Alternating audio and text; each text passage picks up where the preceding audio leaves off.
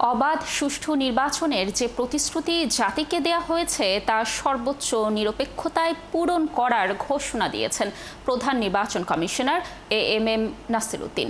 তিনি আরও বলেন, কোনো দল বা প্রার্থীর পক্ষে নয়, নির্বাচন কমিশন সব সময় 18 কোটি মানুষের পক্ষে থাকবে। রাজশাহী অঞ্চলের নির্বাচন কর্মকর্তাদের সাথে মতবিনিময় সভায় যোগ দিয়ে সাংবাদিকদের উদ্দেশ্যে এ কথা বলেন তিনি আরও বলেন, এবারে নির্বাচনে অনলাইন গুজব মোকাবিলাই হবে সবচেয়ে বড় চ্যালেঞ্জ।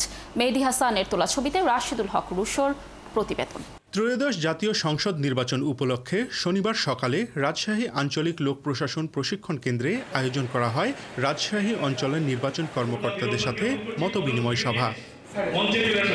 এতে যোগ দেন প্রধান নির্বাচন কমিশনার। শুরুতে সাংবাদিকদের উদ্দেশ্যে তিনি বলেন, বর্তমানে দেশ ও জাতি নির্বাচন কমিশনের দিকে তাকিয়ে আছে, তাই দেশের মানুষের আকাঙ্ক্ষা পূরণে সর্বোচ্চ মনোযোগ দিয়ে কাজ করছে নির্বাচন কমিশন। এই নির্বাচনের উপরে নির্ভর করছে দেশ কোন দিকে যাবে, দেশের ভবিষ্যৎ কোন দিকে যাবে, আমরা গণতন্ত্রের পথে হাঁটবো না কোন দিকে হাঁটবো, এটা নির্ধারিত হবে। কিন্তু এই নির্বাচন অত্যন্ত গুরুত্বপূর্ণ একটা নির্বাচন।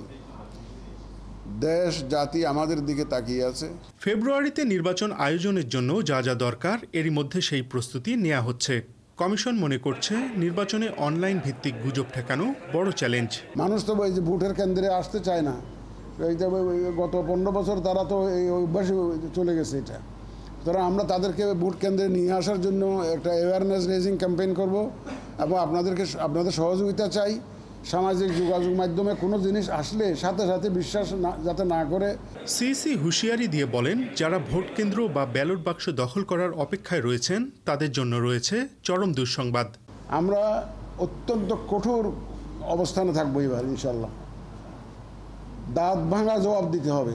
তারা ঘুঘু দেখেছে, ফাঁদ দেখে নাই।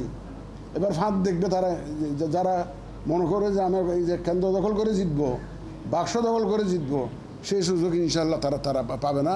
আগের চেয়ে আইন শৃঙ্খলা পরিস্থিতির উন্নতি হয়েছে জানিয়ে তিনি বলেন, নির্বাচন আসতে আসতে আরও উন্নতি হবে।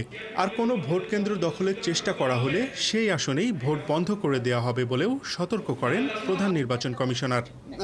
একটা করে চলতে হবে না, একবারে সব।